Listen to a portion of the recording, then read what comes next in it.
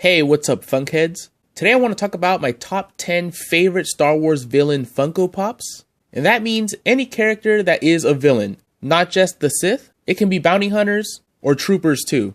The main things I considered when making this list were how accurate the pops are to the character's significance in the saga, and just how cool the pop looks overall, which is the most important thing. So I'll forgive a little bit of inaccuracy, or I'll include a very minor character if the pop overall looks really, really cool. Before I start on the top 10, I'll quickly go over some honorable mentions, starting with the holographic Darth Maul. This guy's pretty cool.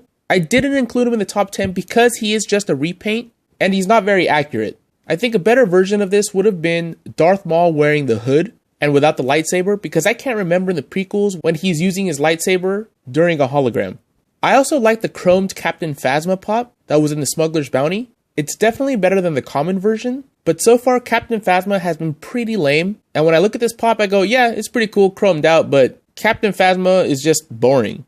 Also, I'll mention Jabba the Hutt. He looks pretty cool, but he's really out of scale. Jabba the Hutt is a lot larger than the regular characters, and they did make a super large version that came in a 3-pack with Salacious Crumb and Princess Leia, but I tend to leave out those special edition supersized pops out of these lists and just make them out of regular 3 3/4 inch pops. And lastly, I'll mention Bosk. There's nothing really wrong with him. There's just some pops that I thought were slightly cooler looking, and honestly, I could exchange this guy for 10, 8, 7, and I'd be just as happy with the list. But when I came down to picking, this guy just ended up in number 11. Alright, now on to the best of the best. Remember, this is just my opinion. You may agree or disagree, but this is my opinion. The 3 Praetorian Guard pops that they released for The Last Jedi look really great together, but out of those 3, I think the Walgreens exclusive one with the 2 blades looks the best. I really like that stance that he's in. The all red pop is really eye-catching, and as far as the character goes, there's not much to them except for that they're really badass. Way more badass than the Royal Guards are from the original trilogy. Not sure if these guys are related to those ones or not, it seems like they are, but they finally made them able to fight and kick some ass, and I think the pops came out really good. The Garandan is one of the reasons I like collecting Star Wars so much. This is a minor character from the original Star Wars movie, which was later changed to A New Hope. He's in the movie for just several seconds.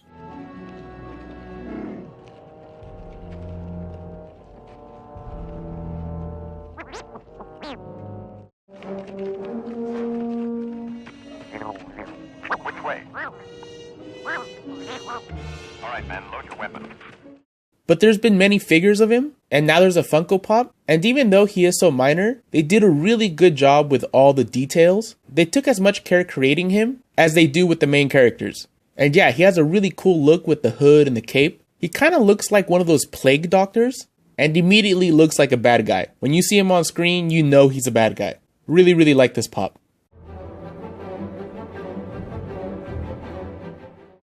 Forlom is another minor character from the original trilogy, this time from The Empire Strikes Back. He's in the bounty hunter scene with Boba Fett, Dengar, Bosk, and a couple others. He doesn't have any lines, but his design is very eye-catching, and it's funny because it looks like they made this guy up on the set just a couple of hours before filming, because he looks to have a protocol droid body with a random alien head on it and a random gun, which I think they did in the original trilogy a lot. They would just kind of make characters up on the fly, but it totally lends itself to that dirty lived-in world they were trying to create, and Funko did a really good job with this guy. I really like the way they painted his body to make it look like it's made out of brass. The sculpt is very detailed overall. He's holding his gun exactly how he holds it in the movie, but what I like the most is those eyes. It looks like they painted them gold and then put a wash of green over it. It really makes it look like an insect eyeball. They could have easily just painted that green, but instead they went all out and made it gold with that green on top, and it really does look great. For me, all 3 of the Inquisitors could have made it on this list, because all 3 of them look really good, and they're all great characters. But my favorite one is Seventh Sister, mainly because of the way that helmet looks and her eyes, and the fact that she's a female Sith. I kind of wish they would have saved her from one of the movies, because she is really a great character, probably one of the best villains outside of the actual movies. Not that I don't like Kylo Ren, just imagine if the movie had her as the main red lightsaber wielding bad guy. I think it would have been incredible, and she was definitely wasted on the cartoon show. Like Seventh Sister, I think Grand Admiral Thrawn would make a way better villain for the movies than in the cartoon show. He's definitely a better villain than, say, Snoke or Kylo Ren. The new movies would have been way cooler if Grand Admiral Thrawn was the leader of the First Order and the Inquisitors, his enforcers. That would have been amazing. And this pop is amazing. He really stands out amongst my other Star Wars pops with that perfect blue they picked for his face and those insane red eyes. Every single detail about this pop is perfect. It's got a great sculpt. I like the way they sculpted in his cheekbones. I like that he's standing with his hands behind his back. He's a villain that doesn't really have to get his hands dirty, and this pose conveys that. He really is one of my favorite Star Wars pops overall.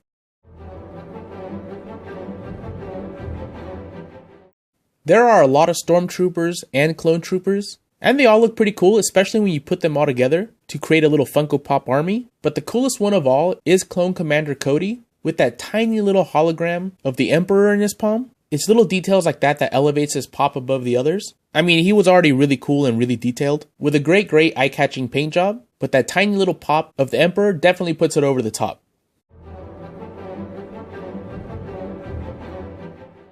People can hate on the prequels all they want, but they gotta admit that the prequels had some of the best villains in the entire saga, and General Grievous was a great concept and he was executed really cool on the screen. He's almost like a Jedi bounty hunter or Jedi assassin, and he would collect the lightsabers of the Jedi he killed and use them in a very unorthodox manner to fight other Jedi. It was really cool.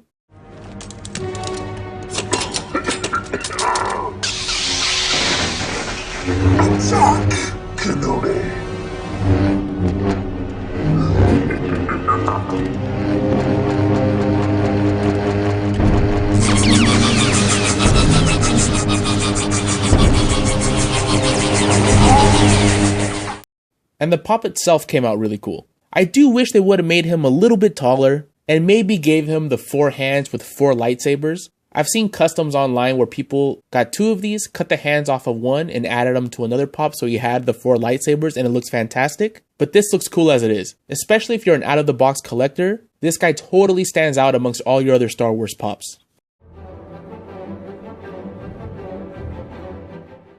You knew Darth Maul was coming somewhere in this list, and he made it onto number 3, but not the original common version. I picked the one from the Smuggler's Bounty. He is a huge improvement over the original. The paint scheme is a lot better. I like how they just made his eyes yellow instead of yellow with that red swirl in the middle that kind of looked like the bad guy from Who Framed Roger Rabbit. Not sure why they did that, so I'm glad they decided to take that away and just make his eyes yellow for this. The stance is nothing special, but it's sculpted really well. The lightsaber looks really good. The combination of yellow, black, and red looks awesome. And he is a perfect example of why I don't mind Funko going back and remaking some characters if they're going to improve them this much. At number 2, I have another Smuggler's Bounty remake, and this time it's Boba Fett. And he is a completely new sculpt, including the head. Even though the head is very similar to the old one. The mid-flight pose on the body is perfect. I love the way the cape conveys the motion, and the way he's pointing the gun with one hand, and he seems to be balancing with the other. It looks really good. But of course, my favorite thing is the flame and exhaust coming out of his backpack that's launching him up into the air. It's one of the coolest things about Boba Fett is he has a jetpack, and I'm really glad that they made the pop to highlight one of the coolest things about him.